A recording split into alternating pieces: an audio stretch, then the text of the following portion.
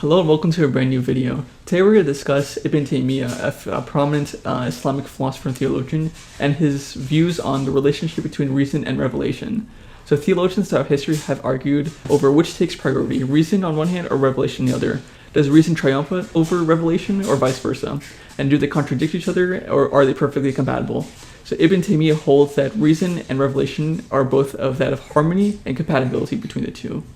So contrary to the view that reason and revelation are in opposition, Ibn Taymiyya argues that reason, when properly understood, so true reason, aligns perfectly with the truths revealed by God through the prophets.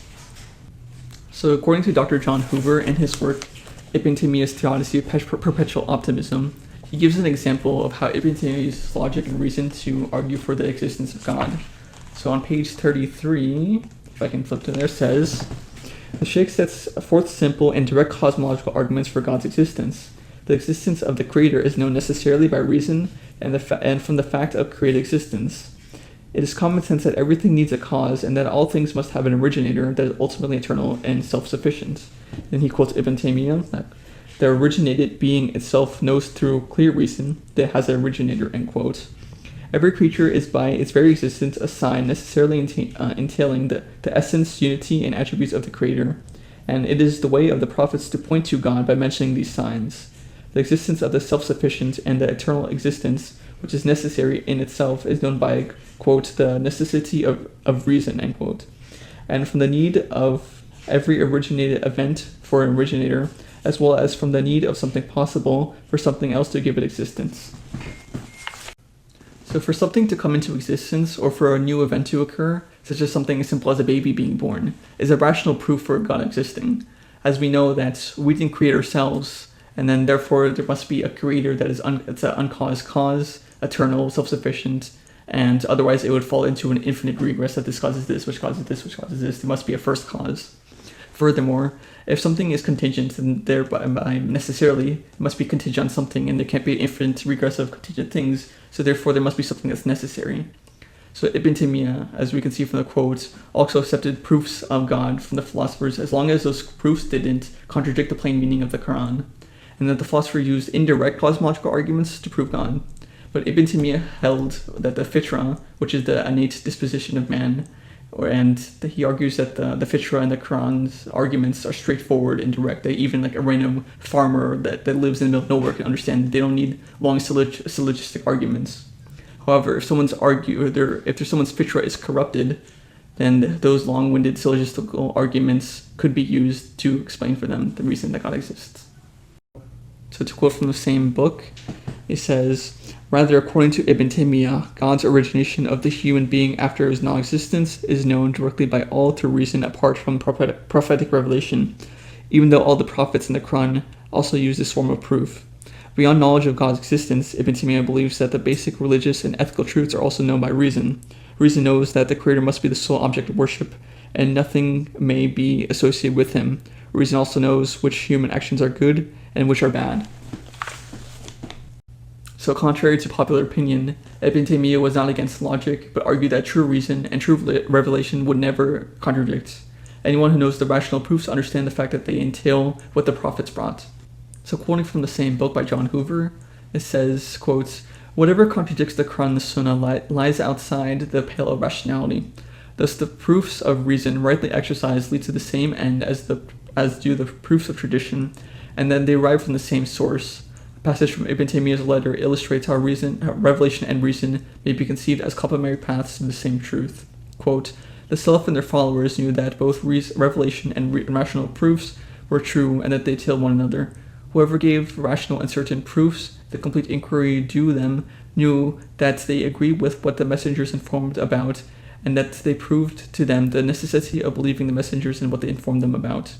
Whoever gives revelational proofs the understanding due them knew that God guided his servants in his book to certain rational proofs by which are known the existence of the Creator, the subsistence of his attributes of perfection, his exoneration from imperfections, and from anything being like him in the attributes and of perfection, which proves his uniqueness, the uniqueness of his lordship, the uniqueness of his divinity, his power, his knowledge, his wisdom, his mercy, the truthfulness of his messengers, the obligation to obey them in whatever they oblige and command, and believing in them in what they teach and inform about. So revelation reiterates the correct rational proofs pertinent to religion. As Ibn Taymiyya explains elsewhere, revelation contains both information and rational proofs. The rational proofs are both revelation by virtue of being brought by God and his messengers, and rational since they are judged by a true reason. Revelation embodies true rationality. Once one has access to revelation, one identifies immediately as identical to what truth one knew previously through reason. Therefore, the truthfulness of the prophets can only be known through reason. Reason, however, cannot tell us everything about such theological matters, such as how to pray, or how many times to pray, or how to dress. Therefore, revelation is necessary to know these truths.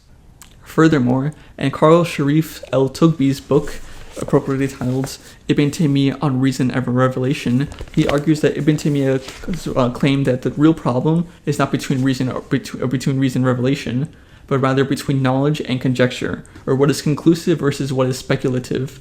Therefore, if reason and logic, or reason and revelation, are both conclusive and true, it's impossible, logically impossible, for them to ever contradict. So in his book, on page 163 to 164, he says, Ibn Taymiyya's insistence that the relevant distinction to be made is between knowledge and conjecture rather than between reason as a category and revelation as a category has immediate implications for the epistemological status, as well as the religious moral evaluation of various arguments and proofs. In Argument 15, Ibn Taymiyya elaborates a fundamental distinction through which he seeks to shift the entire frame of reference in the debate concerning reason and revelation.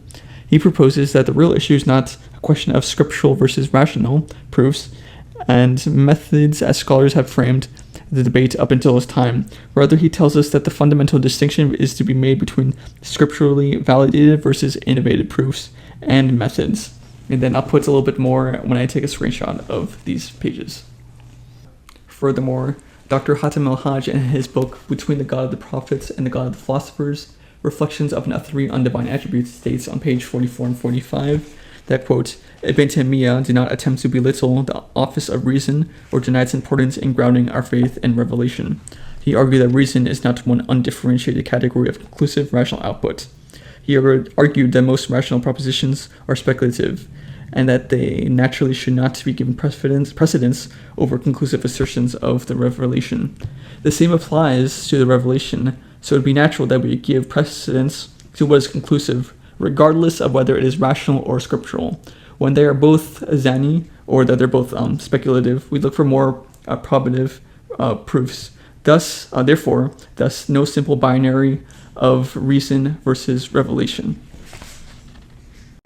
It was the philosophy of the Greek philosophers and the Islamic philosophers that the Greeks influenced, like Ibn Sina, whose logic was speculative rather than conclusive. He maintained that sense perception and a priori reason can never be ignored in favor of revelation, but they can never be ignored since they never contradict revelation as its impossibility. And that brings us to the end of this video. Hopefully it's made clear now that according to Ibn Taymiyya, reason and revelation can never contradict. And don't forget to like and subscribe as always.